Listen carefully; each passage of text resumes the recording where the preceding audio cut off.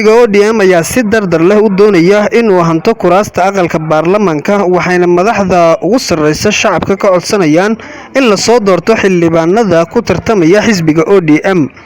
madaxa dhalinyarada ahna musharaxa ODM ee kursiga Dadaab Mudane Cabdikhayr Cabdullaahi Duubow ayaa sheegay inay hanan doonaan inta badan kuraasta dalka.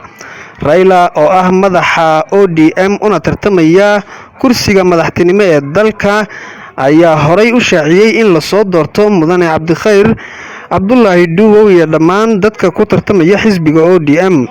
shirkadaha ururiya saadaashana sameeya waxay tan iyo intii ay wadeen ururinta codeynta baraha bulshada sheegeen in Hoon Cabdikhayr iyo welibana Mudane Nadiif ay ugu horeeyaan loolanka siyaasadda countiga Garissa.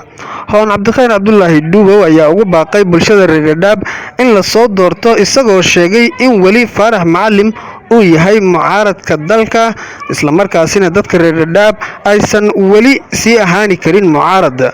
Abdulaziz Siyaad, Somali Voice TV.